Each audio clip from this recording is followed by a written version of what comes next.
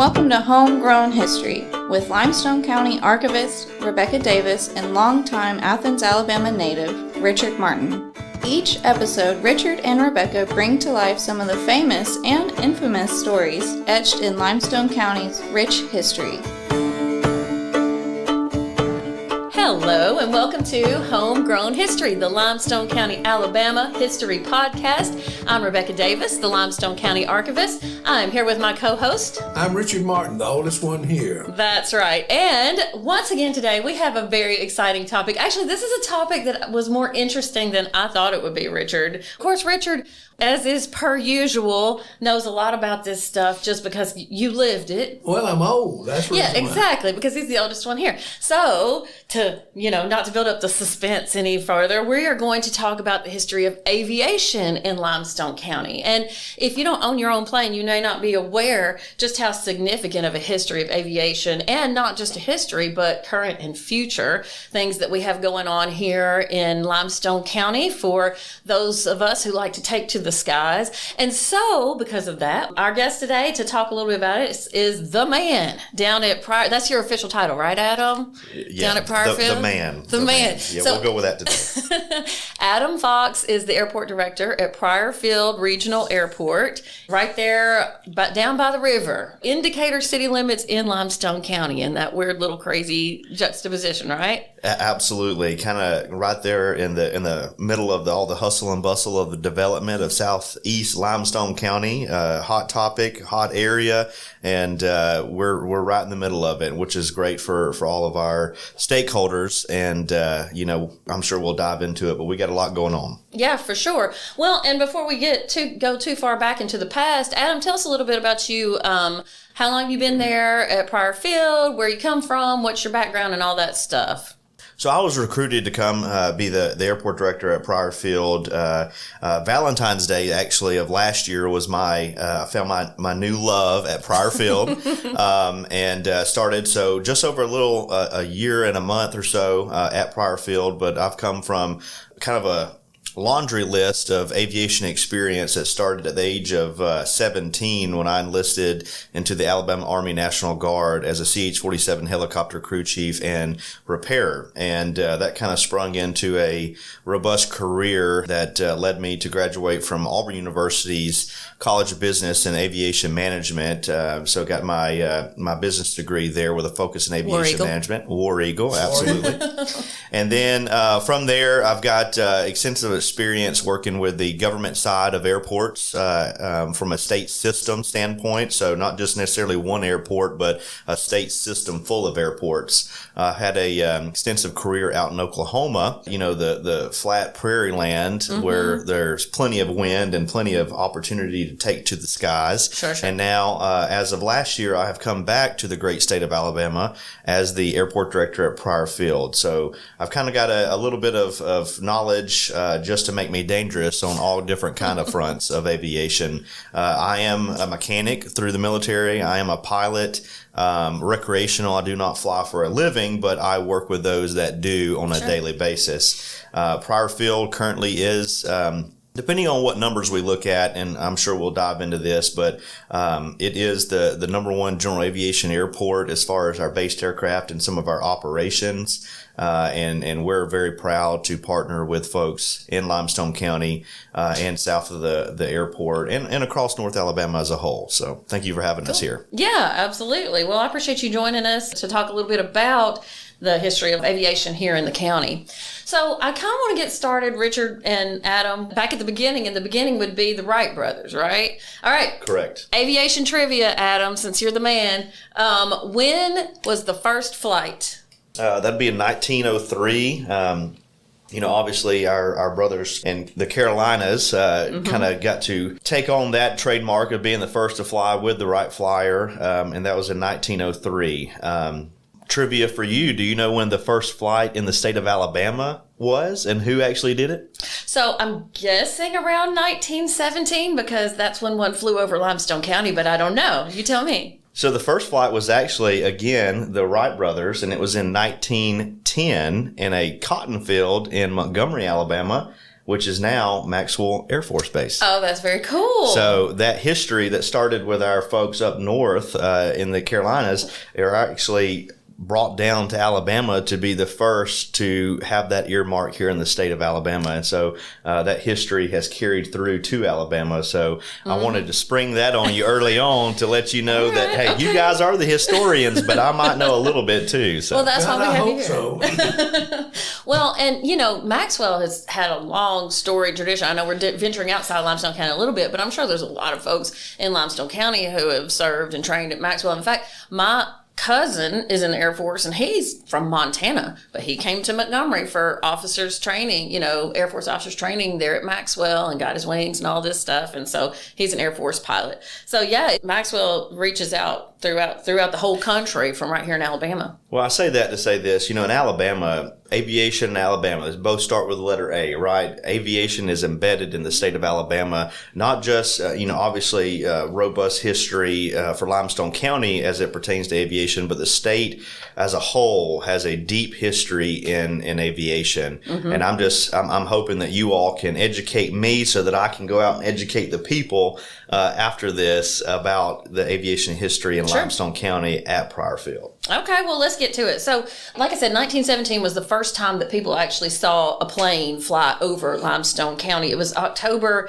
and the Limestone Democrat said that they were so excited that this plane had passed over Athens a week before going north, and then back again a week later going south, and it was two pilots from Montgomery Training Camp, which was later to become Maxwell Air Force Base, where the Wright brothers had been. They had flown to Dayton, Ohio, and returned flying at the incredible speed of 1 mile a minute.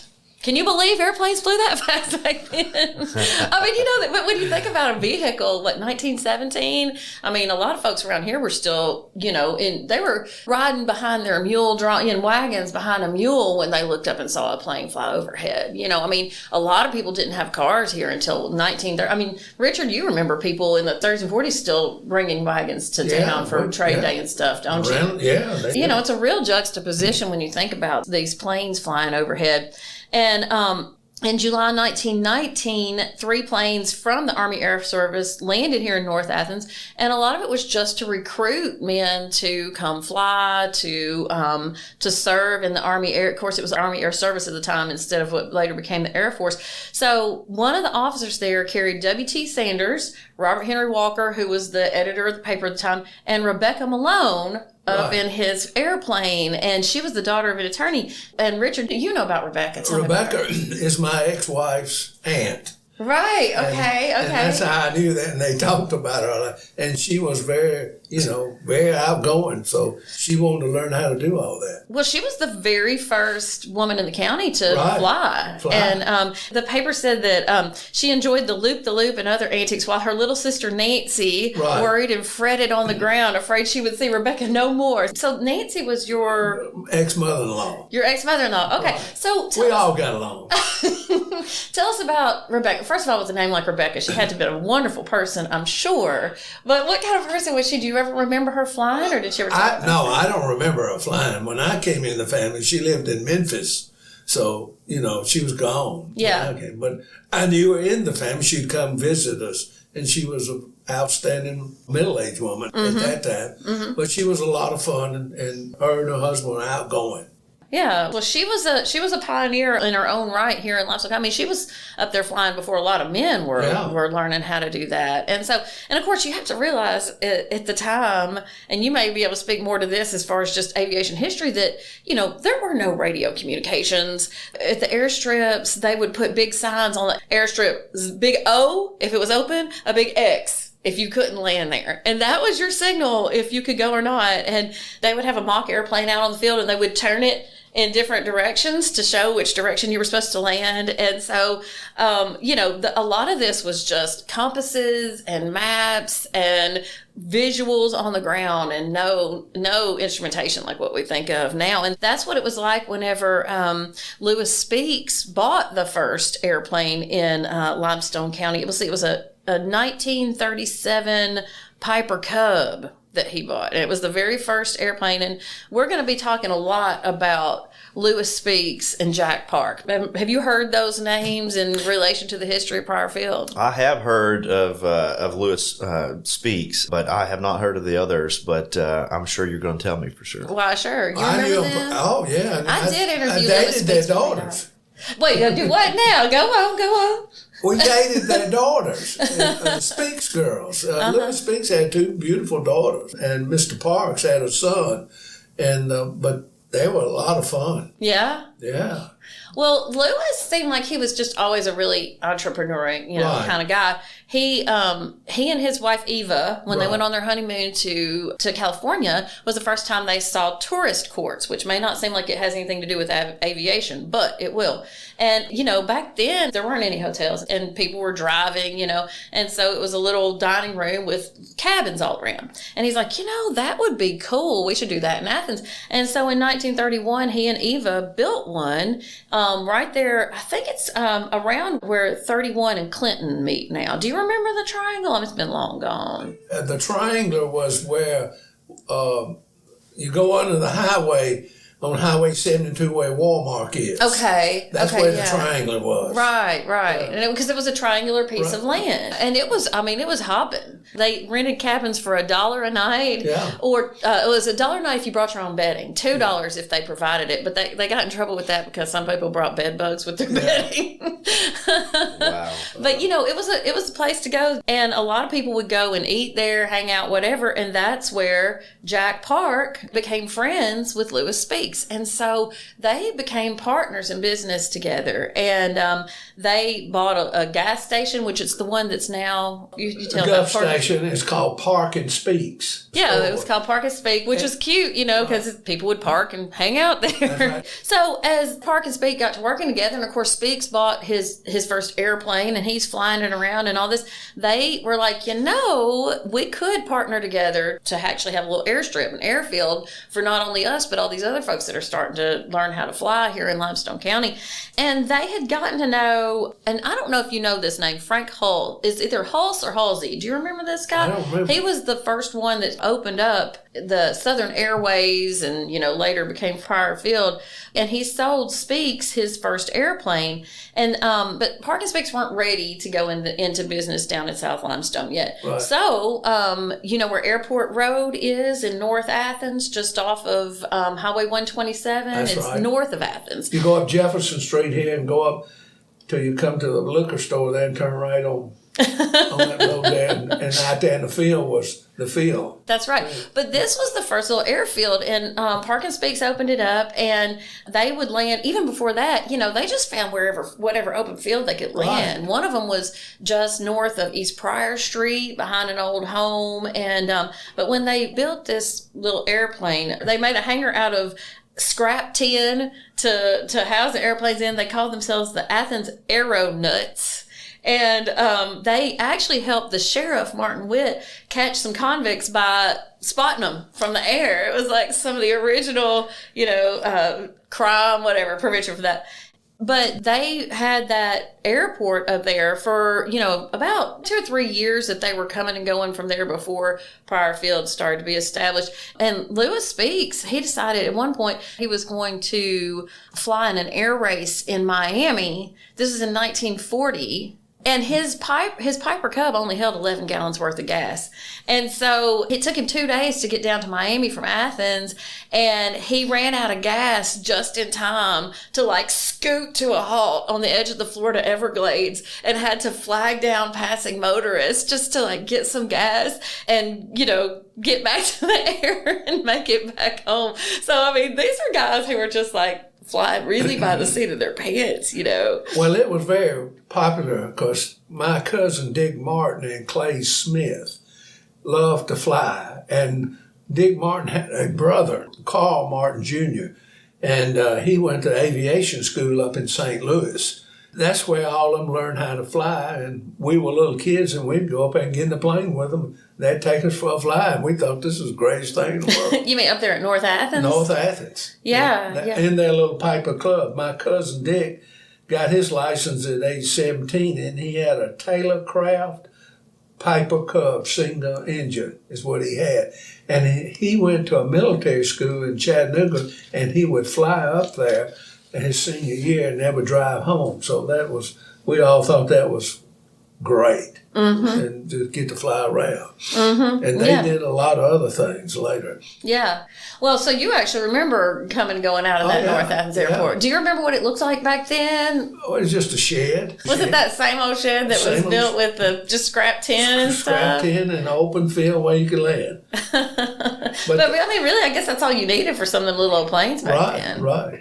So they were through the 40s, and they kind of went back and forth as they got to working more and more with Pryor Field. But there was a doctor who had a little small landing strip over there, is what some folks have said, and so it was it was going. But then in 1941, right as aviation was taking off, and then of course World War II was at the end of the year. But already by then, in early in 1941. Frank Halsey, he was only 30 years old. He had several ventures in Birmingham and Montgomery, other areas with aviation. And so he's the one who purchased 600 acres from the Pryor family down in South Limestone to create a training airfield under contract with the U.S. government. And so just in the matter of a few months, they built hangars, they built barracks, now any of those old original hangars and barracks, are any of those still there at Pryor Field? Yeah, so basically Pryor Field right now has made up some of that original plots of land that you described. Some of it is actually now Calhoun Community College, which is Alabama's largest 2-year college system. So some of that is actually their property now. They have retrofitted and renovated some old hangars. My understanding is that through time there were 4 large hangars between 20 and 21,000 square feet left. Calhoun now has 2 of those hangars. They're kind of hanging on, I believe. That they are utilizing those still today, but obviously with old buildings, there's obviously a long CBS receipt list of issues, right? What are they using them for? So I'm not exactly sure, but I believe that they're using them for some of their like HVAC repair and welding services and training young men and women to go into the workforce through those facilities. But on the other side of the fence, which is still remaining Pryor Field Regional Airport, we have 2 hangars, and we actually have, believe it or not, between 30 and 40 aircraft in each of those hangars. Wow. And they are just completely full. We still utilize those today. We still invest a lot of resources into those to maintain that facility. Sure. Last year we replaced the siding on one of them, and it come to a sum of $38,000 to replace the old sheet metal. And, we want to continue to preserve those assets. And a matter of fact, one of our board members, retired Colonel Larry Hall, he actually worked before getting onto the board to make those historical monuments and historical assets. And so they will always be there. The other asset that falls under that is our old rotating beacon. So years later, obviously, having that rotating beacon at night or, early morning or late evening, that light would indicate there's the airport, correct? Right. And so those 3 things are now historical markers on the airport, and they are still thriving today. Obviously, they're not the original, but they are bare bones the original. Yeah. For example, the rotating beacon, the lattice tower is the same, but the mechanism up top is now LED lights. I was going to say, you had to change the light bulb or 2. Yeah, and then exactly. And then inside the hangar, some of the original foundation is still there. Obviously, all the red iron is still the same. Yeah. The sheet metal has now been replaced, and there's been new lighting put in there. But outside of that, it is the same exact stuff. You can see some of the original Pryor Field markings up underneath the paint that kind of fades through. And so, we still utilize those today, and you can still find them on the south side of Pryor Field. Yeah, that's cool. Well, and it does give you a sense of your place in history when you're surrounded by these historical artifacts every day as you work. I mean, I know where I work is a 1905 train depot, and it costs a lot more to keep the thing standing than it ever did to build it, just like with this hangar. But there are certain things that are worth preserving for, to take a look back at the past and carry into the future. And it gives you a sense of the legacy that you're carrying on, doesn't it? Oh, absolutely. I walk into to some of those hangars sometimes, and I look at all the aircraft, and I just can't imagine what somebody in 1943 or right after they were built in 1941 looked at these hangar facilities. And I'll tell you, they have withstood all the elements of time, the tornadoes, the high winds, the rain, and they're still there today. And so that just kind of goes to show that things were built quick, but they were built tough back in those times to prepare for training of World War II pilots. And so, it's kind of gives you chills when you walk in there and kind of see some of the historical things. That's very cool. Well, and like you said, they built it quick. I mean, it was within just a couple of months they had some of these up. And in July 1st, 1941, and at the archives, we actually still have the original lease that was signed by the county commissioners and the mayors and so on.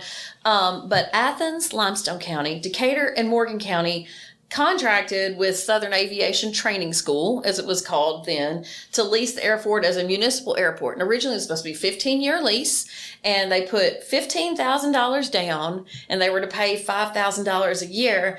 And the provision was that if they quit operating a training school, then the cities and counties would have the right to take over the airport. And of that original $15,000 down payment. Of course, you got to realize Decatur and Morgan County were much bigger than Athens and Limestone County at the time. So Athens paid $1,000, Limestone County paid $2,000, Decatur was on the hook for $8,000, and Morgan County $4,000. And an interesting thing about that is I did find a CC'd letter. I mean, I shouldn't throw Decatur under the bus like this, but that's okay. They're river rats. That's right. They beat us in football last year. I can tell this. Didn't beat me. I know, Richard. We all know y'all were the ones that beat Decatur for the first time in 50 years back in the day.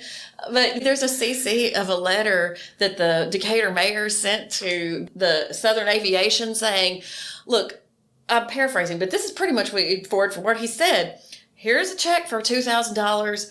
I don't have the rest of the money right now. Give me a little bit of time and I'll come up with the rest of what I owe you. So already in 1941, Decatur was like, here's $2,000. Can you just put it on my tab? But I mean, obviously they paid their bills and all this. And so, they started this great partnership in July of 1941. But then, just 3 months later, October of 1941, the first 50 cadets arrived from Montgomery, and they were getting ready for training. And these guys, they came from Montgomery, but they were from all over the country, and they were coming in to train. And every month after that, 50 more would come and 50 more would come. And then, of course, December 7th happened, and Pearl Harbor, and all of a sudden, the U.S. was at war.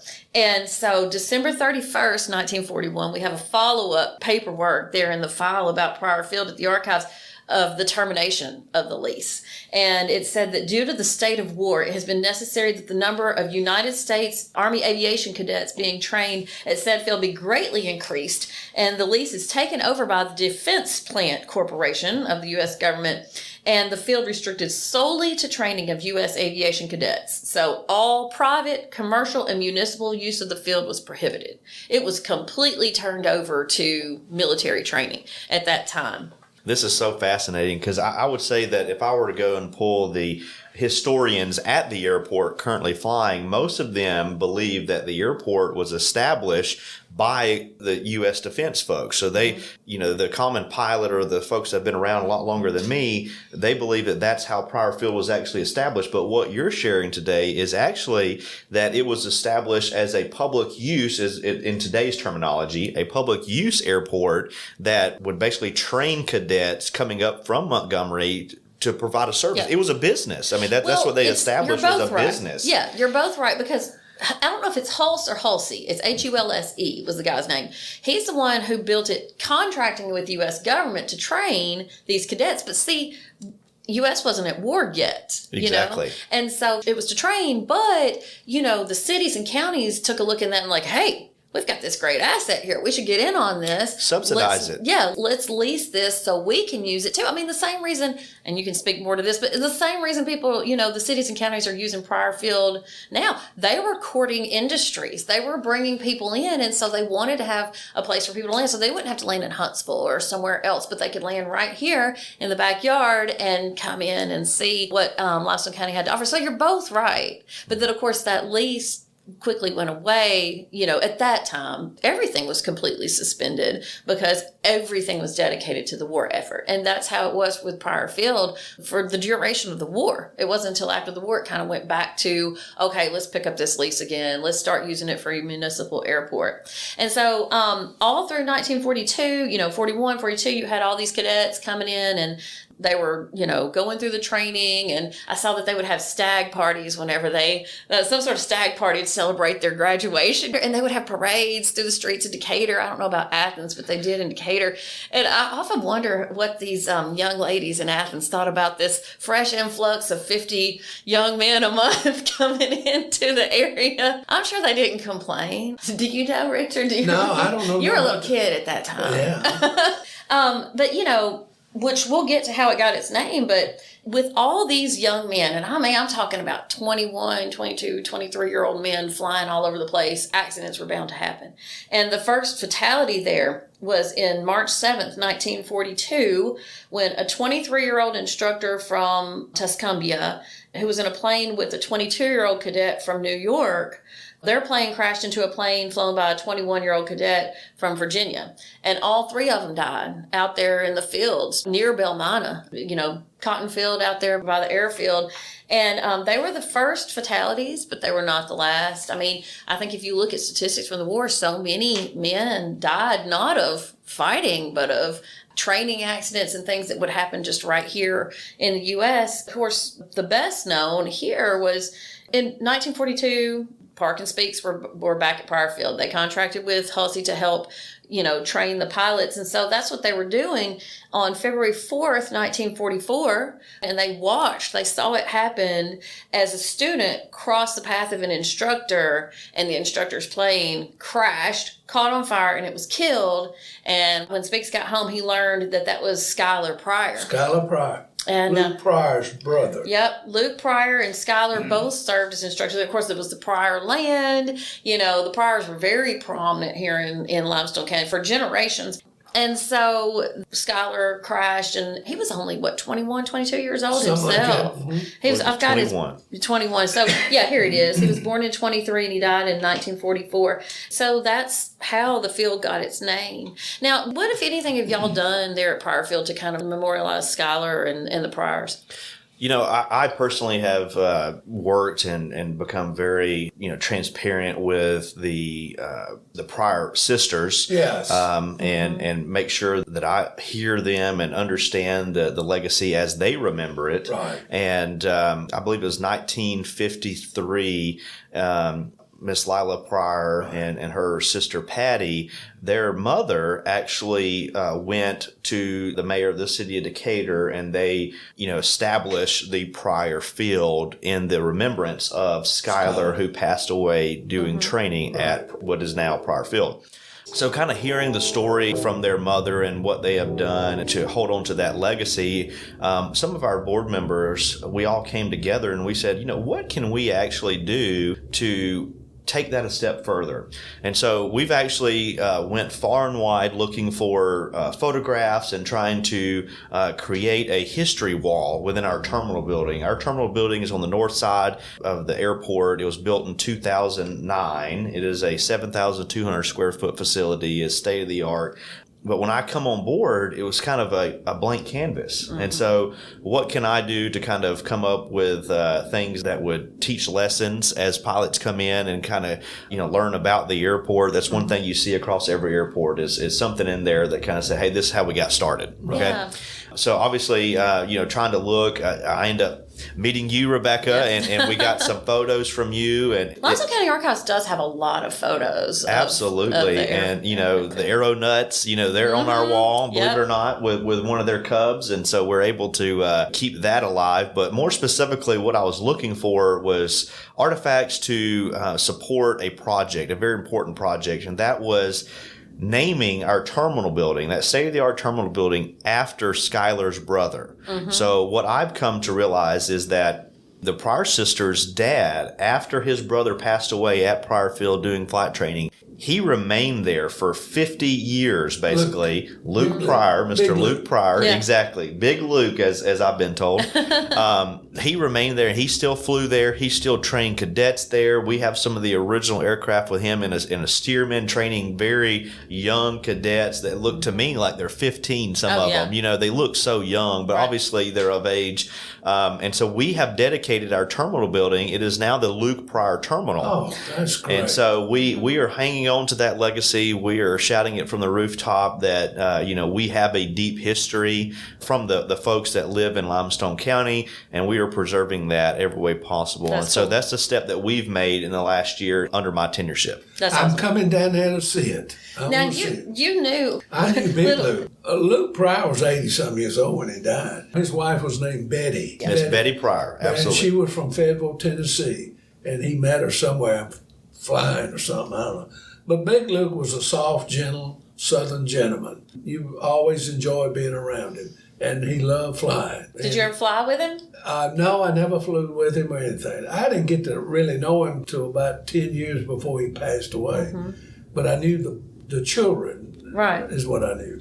Luke and we shared fruitcakes, and he said his kids didn't like him. I said, well, that was good, because that left more for us. But anyway, Luke and I were friends. Yeah. I know he stayed active, obviously, like you said, for so many years afterwards. And then Park and Speaks, they did some, continuing to train pilots there and so on. They bought several planes for themselves for $400 a piece. Can you buy a plane for $400 these days? Well, I'll tell you, I'm closing on an aircraft this morning, and it's a lot more than $400. It makes you sad thinking about the cost of aviation today.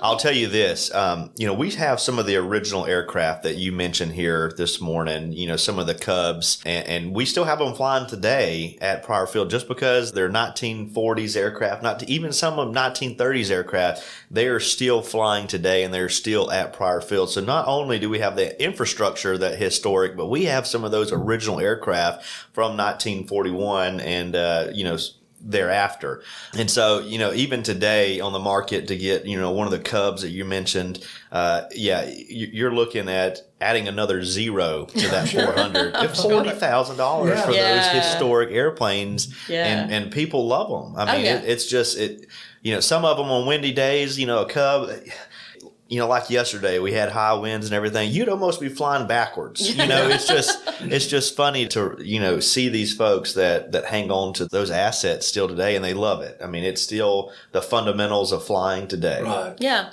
Well, and so they bought these planes and started the first crop dusting, operation in Limestone County. Park and Speaks did. They bought the North Athens Airstrip back, and they were teaching several young men to fly there, including Clay Smith, who was the manager at Pryor Field for years and years and years. And at least one woman, Martha Gordon, learned how to fly up there in North Athens. And so they continued until eventually they closed it, I think in the 1951. That's when they moved all their planes to Pryor Field. So that may be some of the ones that you're talking about that are still there today. Until eventually they just got out of the airport business and, just ran Park and Speak. But Lewis Speaks kept an airplane until at least 1980, and it was the last one around here that still had like radio compasses and auxiliary gas tanks. I mean, that old school airplane that you almost look at those and you think, how is this staying in the sky? But they did what they had to do to keep it going, to keep them going. And I mean, won wars with those planes. I have a story I want to tell. Please do. In the summer of 46, Lewis Speaks, Jack Parr, Clay Smith, Ben F. Smith, and my cousin, Dick Martin, had to fly 5 planes to Miami Beach from Pryor Field. It was those U.S. Navy Stearman PT-17 planes. So they all left Pryor Field. It was a 2-day flight. And only one plane had instruments and a radio. The other 4 did not. So what they did, they flew direct east. And they said when they hit the ocean, they would turn right and go down to the very end of Florida. And that's where they were going. But they had to refuel in Atlanta. And without any radio, only one man had a radio, so they flew around about 4 or 5 times, and then somebody waved them in, so they at Hartsfield in Atlanta. And anyway, they spent the night there, and then they got up the next morning and flew to the coast, and then turned right and went all the way to Miami and delivered the planes down there. Then they flew back, Southern Airlines, flew from Miami to Atlanta and Atlanta to Decatur. So that was a cute story. It was in a story of Gardens and Guns magazine. Yeah, you mentioned Garden and Gun magazine. I know you brought a copy of it in here in the studio today. So tell us about that. Tell us about this Garden and Guns and what the feature was there in this national magazine. It's the Garden and Guns magazine of July 2013, and it talks about the people in Huntsville. What's that airport over Moontown.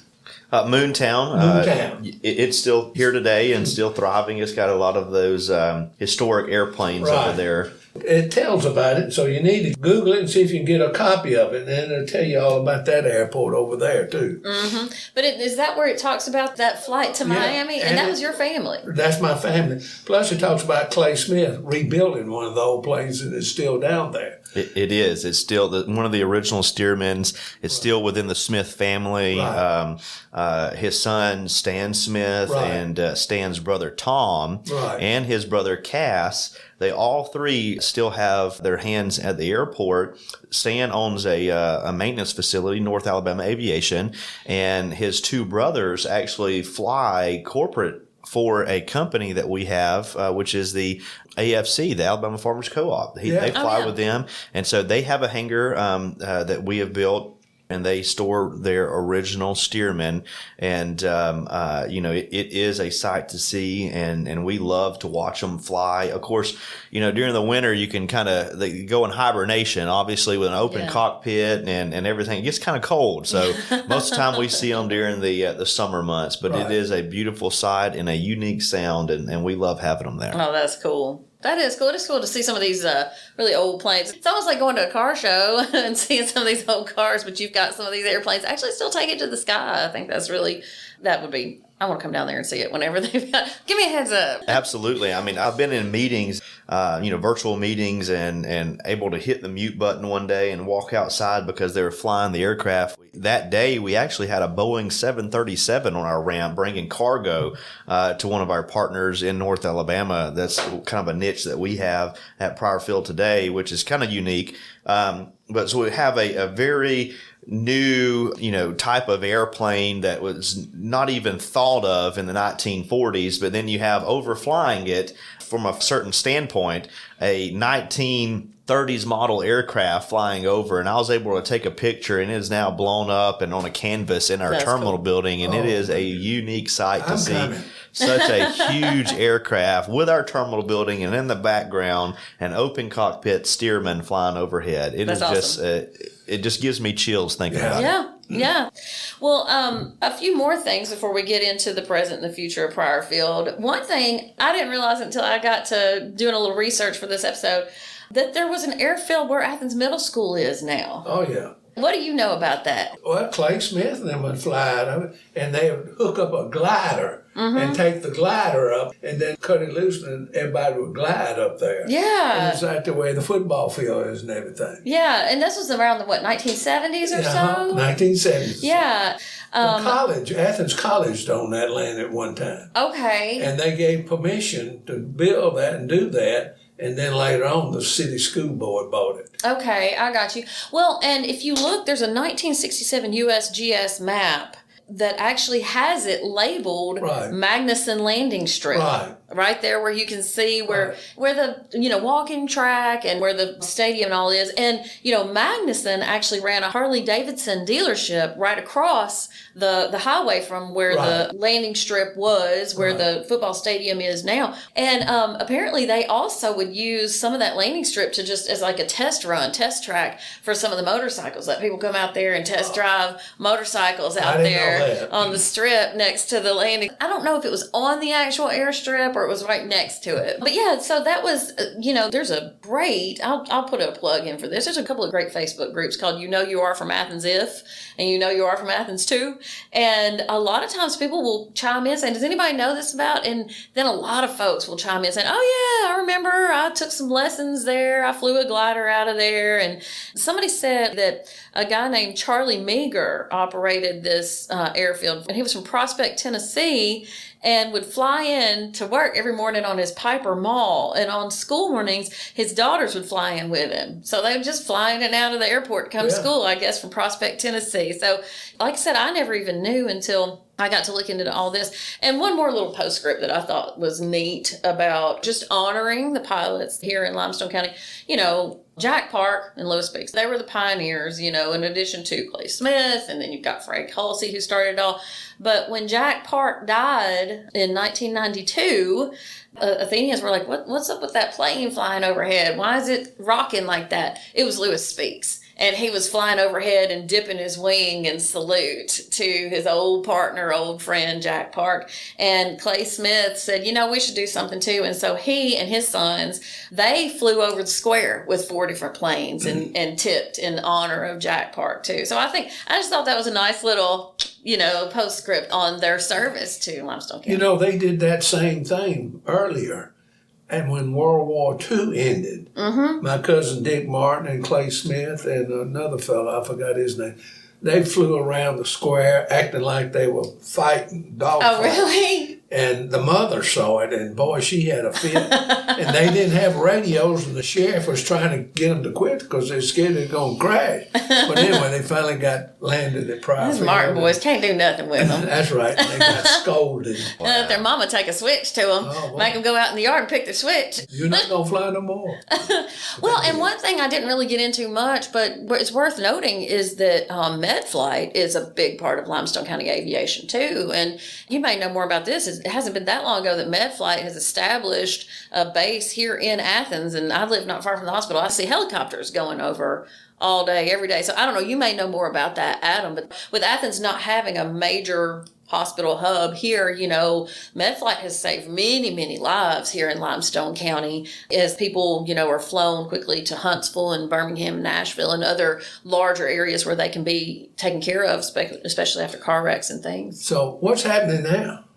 Well, talking about MedFlight, I'll answer that real quick. But, last year, I believe it was around May, June timeframe, I was approached by Air Evac, which is a company that provides air ambulance services. And they were talking about coming back into the Huntsville market, more specifically Limestone County. So Huntsville proper, they have always had something, in the past. Obviously companies come and go. I can't speak to that exactly of who's been here, but as far as my tenureship, Air Evac has come in and they've been wonderful partners. And they are, as you mentioned, servicing Athens-Limestone County Hospital here in Athens. And they are probably, if I had to guess, they've had over 500 operations. And they are going 90-0. We're on call 24/7 for them at the airport. We're on call 24/7 for all of our partners. Yeah. You would not imagine who we get to see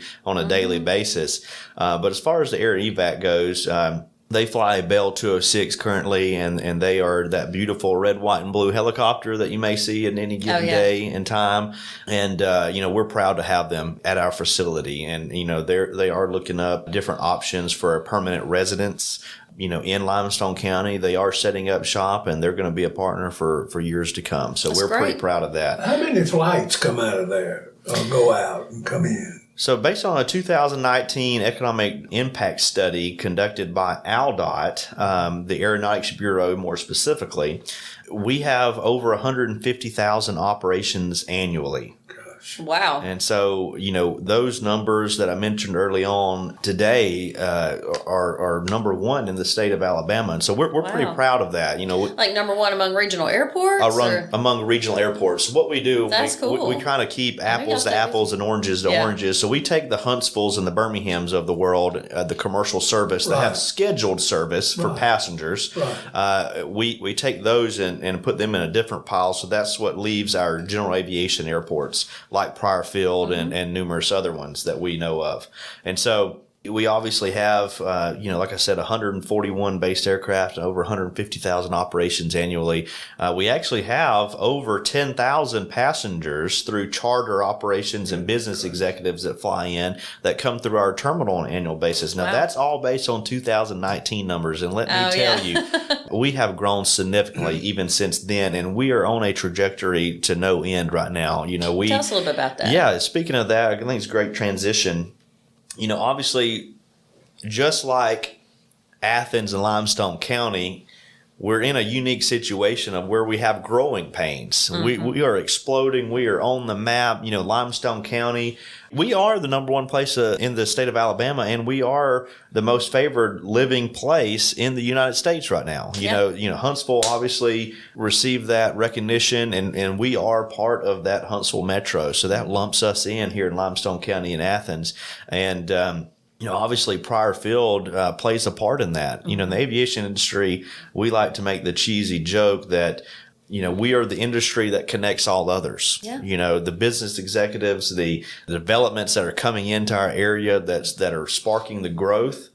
Well, we get to see them first at Pryor Field because executives, they don't drive, they fly. Right. Time is money, right? Time is money. And so, we're trying to capitalize on our growth just as well as the city leadership and all the folks in the county that are trying to help grow and provide jobs for our citizens. We're doing the same thing at Pryor Field. That's great. Aviation, we're made up of very high-end jobs. We have a lot of high-paying jobs, very rewarding careers in aviation aerospace.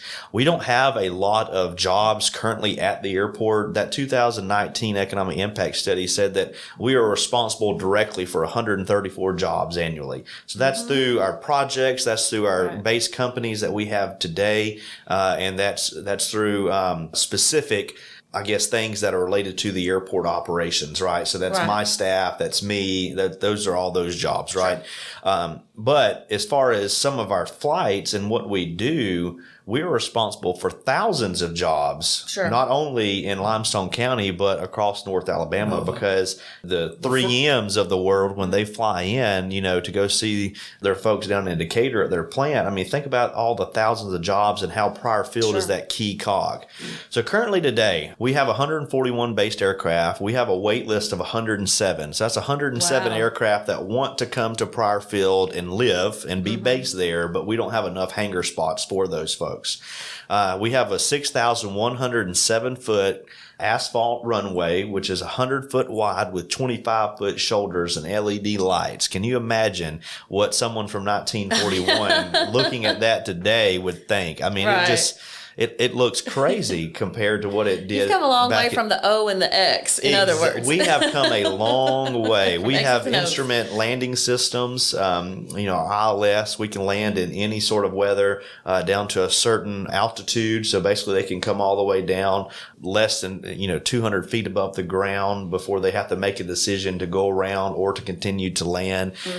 We have obviously a lot of GPS approaches, and the National Weather Association actually has a weather station out there that we let them on our property to provide that asset. And so, we even have a very detailed weather station to be able to give reports to our pilots that are coming in. Outside of that, our infrastructure, we have currently 57 hangars, and we have our terminal building, like I mentioned earlier, that's 7,200 square feet that's made up of office space. We have a large conference room. We have space dedicated for after-hour operations for pilots to come in and relax and take a nap. And we have showers. We literally have everything a flight operation or a business executive would need in our current facility. That's very impressive. Yes. My unbiased opinion, we are one of the nicest airports in North Alabama from all different kind of parameters, Right. from an ease, from a cost standpoint, from a facility standpoint. We really have everything that a business executive and flight operation would need. From a personal ownership, you flying your personal Cub or anything, your personal jet, all the way up to some of those larger operations like the Boeing 727 and Boeing 737. So that's kind of our infrastructure. Obviously, it started out, as you indicated, 600 acres. We have over 200 acres currently. Some of that was gifted over or sold over. I'm not quite sure of the history there to the state two-year college system. Right. And that's how Calhoun, which is a great partner of ours currently today, some of that has been taken over by them. But we still have quite a bit of acreage left for development. So when I come on board, one of the first things I did for about 2 months is I just did a self-audit of everything, current operations, how everything flowed. I was just kind of quiet for a little bit, just observing. And one thing that I realized is that we have kind of an L to our layout of our land, and it kind of goes down Airport Road back behind what is now Calhoun's baseball and softball complex. Right. And Mr. Brent Shaw's farm is over there across the road of Airport Road. And, kind of taking a self-audit, one of the things that I realized is that we are soon going to be approached by large companies looking at Pryor Field, whether if it's to support DoD contracts at Redstone Arsenal or whether if it's a Boeing or Lockheed just looking to come in and do different types of things to support a national footprint. Right. We're going to grow. And so we need to get the footprint laid out today so that when they come to us, we're easy to work with. Mm-hmm. It's very cut and dry of what it takes to build and create jobs at Pryor Field and Limestone County. Mm-hmm. Right. So I went to work thereafter. So in April of 2022, the board, which is made up of appointees from the city of Athens, city of Decatur, Limestone County, and Morgan County, they all agreed to dedicate not only our property to the north at Garrett and 31, we've got about 25 acres there, but they've also dedicated 85 plus or minus acreage along Airport Road, that L, to MRO, maintenance, repair, and overhaul facilities. Yes. Now, at the same time, I was very fortunate to be working with Goodwin's Mill Kaywood, which are engineer of record. We're going through a master plan, and that master plan is that shield or that document that helps guide us through those developments, right? And so what I was able to do is get in front of that and dedicate areas so that we are not overlapping. The thing that we never want to do is have a Stearman mixed in with a Boeing 737. And you know what I mean? We want to be great pictures, but you don't want them crashing. Yeah, we want to be strategic. We want apples to be with apples and oranges to be with oranges. And we want to make sure that we have that a very well thought out plan going forward so that we maximize our development, economic development, and economic footprint for Limestone County and our surrounding areas. That's Partners, south of the river as well. We want to make sure that we are able to capture these jobs. So since April of 2022, we have had a lot happen. It has been a busy year, that's for sure. We've got LOIs from companies now that are looking to come in and build a 170,000 square foot facility on that L along Airport Road. We have had some other conversations with folks looking to build anywhere from 35,000 square feet to 50,000 square feet facilities, and all this is in the works currently. And of course, we're working with our leadership, at the authority level, and then we're also, working with our cities and our economic development associations to make sure that we give everything so that we're marketable and we're easy to navigate some of the incentives, right? And so we're going to capitalize on some of this, and we're going to have a lot of growth on all sides of the airport. And so obviously the 85 acres that we dedicated back in April, we're going to be doing some major improvements to support growth. So let me dive into that in just a minute. So currently we have worked and sat at the table, all four, the mayors, the chairman of the commissions from the both counties. We all come together with some state officials from ADECA, Director Boswell, and we started talking about some of the basic needs, sewer. Yeah. You have to have sanitary solutions for these large people to employ hundreds of people, right? Right. So we got to work on that in the summer, and we have now got a letter from the state of Alabama through DECA, basically earmarking or supporting grants to us. Great. So we have two $1 million grants coming through us. One's coming through the Community Development Block Grant. They've got a pot of money to help infrastructure. We're familiar with those, aren't we, Richard? Yeah. And then the other is the Appalachian Regional Commission, ARC. We've got another $1 million coming from them. But then what's so great is our partnership with our original owners, the counties and the cities. They have all come to the table with $119,000 apiece to support this $2.5 million improvement in sewer. And so we'll be bringing sewer from the other side of Highway 31 all the way down to Airport Road, and then we're going to come all the way to support that 85 acres. Like I said, we do have an LOI from one company. That one company only wants 25 acres. They're going to invest over $30 million in the facilities, and they're going to employ 250 people over a 4-year period. So when they're up and going, year 5, they're supposed to have 250 people there. And these are very high-end, very rewarding jobs. And so in aviation. But that doesn't mean it's just going to be very specific. You got to be a pilot. You got to be an airframe and power plant mechanic. Just like every company, you've got to have your finance. You got to have your HR. So there's going to be numerous jobs tied to Pryor Field across the board. So it's going to be jobs for all of our families, all of the people that we know. They could very well work at Pryor Field one day. So that's the 85 acres, and that's what we have today. Like I said, we're in conversation with numerous companies looking to build out that 85 acres. Now, what we have to do at the authority, the Pryor Field Airport Authority, we have to build the taxiway so that company has access to our runway, that 6,107-foot asphalt runway that's very beautiful. We have to have access to that. So we're undergoing a $3.2 million taxiway improvement, putting the infrastructure there so that they can actually have access and operate at Pryor Field. This taxiway is going to be bigger than any other design taxiway we currently have. Now, why is that? So this company, they are actually looking at bringing in very large aircraft. Now, today, we have large aircraft. We are not designed to our critical aircraft. Our critical aircraft is what is the largest aircraft that we see. And so we've actually have chosen the Douglas DC-9, which used to be, hauling passengers around as kind of a downsized Boeing 737. So that's kind of our critical aircraft. Well, this company, they're wanting to build it out to have U.S. Air Force C-130s come in. And so their facility is going to be capable of housing an aircraft that large. And it may be, military. It's going to be military, civilian. There's no telling what they may dabble in exactly. But nevertheless, they need infrastructure to support large aircraft. So we're going to be building a taxiway that's going to be very large. So it's going to be 1,100 linear feet of concrete, but it's going to be thick. It's going to be very large.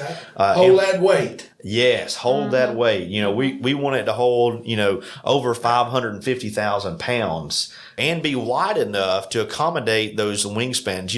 A Boeing 737, we're looking over 110-foot wingspan on an aircraft, so these are large. But, the thing is that surprises everybody when I talk in the community, and this is a little tangent here, but they think of that 1941 airfield. They think of, that Cub or, that Stearman. No, we have some of the same aircraft that you see at the Huntsvilles, the Montgomerys, and Birminghams of the world.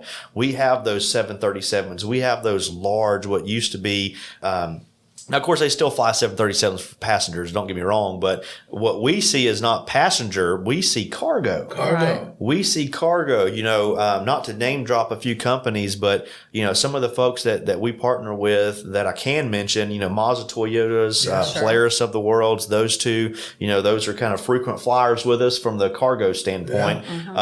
We're very fortunate to have those things, and we've ramped up a lot of amenities to support more of those operations. And so we're pretty proud of that. So now we're starting to go through how do we build out and get more of those larger aircraft. So there's no telling what we may have to do in the future to accommodate our growth. But right now, that 85 acres is being dedicated to maintenance, repair, and overhaul. And we've got an LOI from one company that needs 25 acres. So that's going to leave 60 acres roughly just in that plot of land for future development. And that could be just around the corner as we're starting to work through our negotiations with these companies. Now, like I said, we have 57 hangars currently on the south side, right behind Calhoun. That is where a lot of those historic assets still are, those hangars we mentioned. We have built out over time numerous hangars down there. We have dedicated in our master plan leaving that general aviation. So that's those Stearmans, those Pipers, and those Cessnas that we see flying. That's where all that's going to be. Now, we have dedicated several plots and areas for future hangars, for us to build hangars and for individuals to build hangars. So there's people that, if they wanted to go into a long-term ground lease with us, that they can do that. They can build their own hangars just like Lewis Speaks and all those other folks did. But now we're going to require that it's a whole lot better than just piece together sheet metal and tin, But we have opportunities like that at Pryor Field as well. And we are kind of almost at full capacity behind Calhoun. That's where the majority of our 57 hangars reside today, but we do have a few areas left, and so we're going to be building that out. Now, coming up where you see our terminal building, that's what you see as you pass in Calhoun, coming into Athens, coming up Limestone County North 31. You see that red tin, and you see one current hangar over there. Well, just on the other side of that, there's currently 25 plus or minus acres that we own that is on the corner of Garrett Road and Highway 31. So we now are at 90% design, and we're done with environmental. We're done with all the other things to check the box with the FAA to build out on that property. We currently have a project that will be bid out in the next couple weeks to lay concrete and have an asphalt access road built to develop that 25 acres. And so when we do that, it is really to support those larger aircrafts from a cargo standpoint. Right. And so so basically what you'll see is more or less like your commercial style businesses on that north 25 acres. So we'll have red dirt ready sites for a company like Lewis Speak, if they wanted to come in and build a flight school again, if that family, wanted to come and do that. You're making me want to go take flight lessons. Well, you can do that currently at Pryor Field. We do have one flight school for sure. So we have opportunities for folks. But that north area. Up with new and exciting ways to die.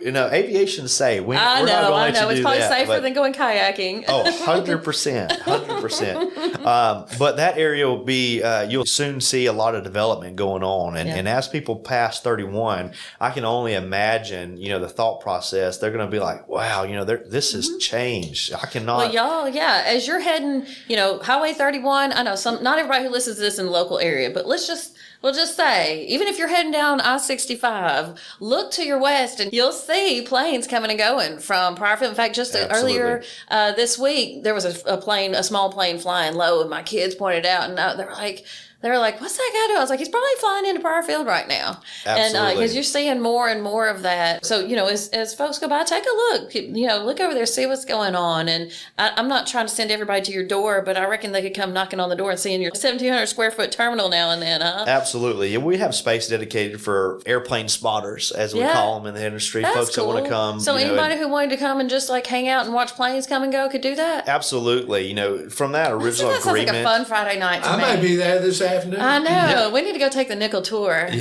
Yeah, absolutely. Good weather days. You'll see the general aviation folks and the flight schools out. Obviously some of the bad weather like we're having today, the flight schools may not be out beating up the pattern, but on any given day, you can see airplanes coming and going from Pryor Field. Again, those 150,000 operations. Well, we have a lot of that going on a daily basis, and it runs not only during the day but at night. We're pretty much 24/7 operations at Pryor Field.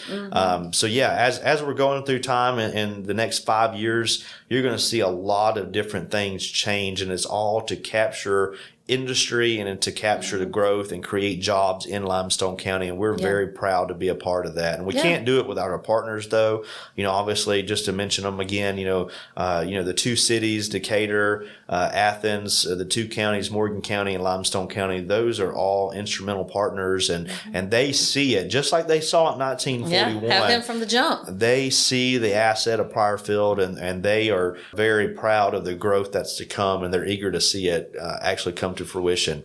Matter of fact, they're all working in their own ways to help support the mission. And so I'm, in conversation with them on a weekly and monthly basis, talking about what we can do, especially the economic development folks like Bethany Shockney and Limestone County Economic Development Association and Jeremy Nels down in the Morgan Decatur Economic Development Association. Those are very instrumental partners. And so, we believe that this is not only for the folks of Limestone County today like it was in 1941, but we are a national airport. I joke all the time, we're not just a national airport in the Alabama airport system plan, but we're actually international because of our freight. We have folk come in from Canada and Mexico all the time to support some of our industry partners in Limestone and Morgan County. So we got a lot of good problems. I know, right? I know. Absolutely. Well, and as you say all that, and we're getting ready to wrap up, I guess when I think about this, when I think about the history, when I think about what you're doing now, I mean, what I see is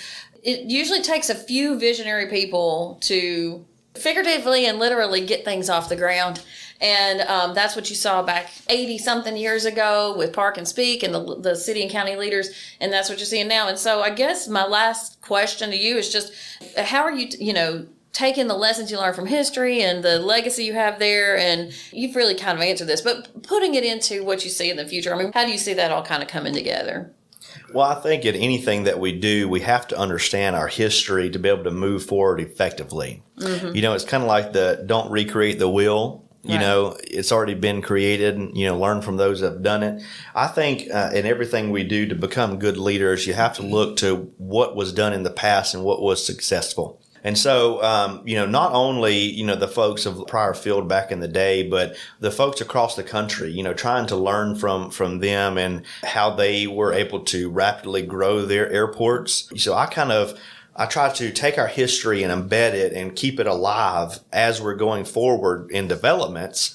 But at the same time, I'm trying to do research and I'm trying to learn more about what was done there and what was a thought process and how do I keep that going. Prime example, obviously the people before me, they had a vision for that property behind Calhoun to be general aviation, to be those folks that are recreational flyers like myself, Right. And so I see that. So in my plans and my master plans and my conversations with board members and stakeholders, I'm saying that's what it needs to be. We don't need to go and let some, large company throw in a very large business aircraft and disrupt the flow of those recreational flyers.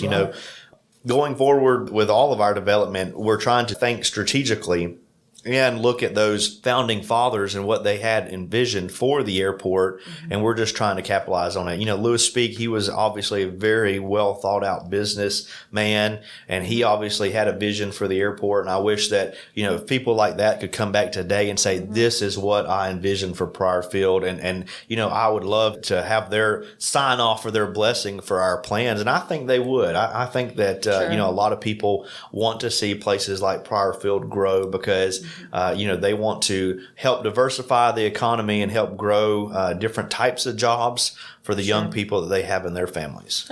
Amen. Good deal. Well, that sounds like a good place to wrap it up. Well, Adam, thank you so much for coming on today, for talking to us about Pryor Field, and Richard, as always, for sharing what you know from being the oldest one here. And we appreciate everybody for listening. Y'all go out and watch Planeland today. Absolutely. I will end with this. A very specific event coming up. June 10th and 11th of this year, we're going to have an air show. Ooh. And so this is going to be an opportunity for you to come out, see some of these historic airplanes we talked about today, and see aviation and the aviation industry as a whole up front and close. Awesome. It seems like aviation, the airport, is untouched. Pryor Field is not my airport. It's not the cities and counties airport. It's everybody's airport. Yeah. And so this is going to be an opportunity. Again, that's June 10th and 11th. 2023. It's going to be the North Alabama Air Fest. It's going to be the first air show type event in North Alabama, and I believe over 15 years. And so we're proud to have that. We're working with David Solch Air Shows, and it's going to be a great event for the whole family. You can find out more information at flydcu.com/airfest. Okay, flydcu.com. DCU, that's y'all's call letters. Yes, that's our identifier, DCU, Delta Charlie Uniform. That's what all the pilots in the world know us as. Awesome. Well, thank you so much. And everybody, y'all mark your calendars for the air show. Richard, you'll be my +1, won't you? I will. Absolutely. Thank you for the history lesson and for having me on today. Absolutely. And y'all join us next time for another episode of Homegrown History. You've been listening to Homegrown History, presented by the Athens-Limestone County Public Library and the Limestone County Archives in Athens, Alabama. For more information and to submit questions or suggestions, please visit limestonearchives.com. And to hear other recordings from our Library Voices series, check out our website at alcpl.org. You can also listen on Spotify and Apple Podcasts.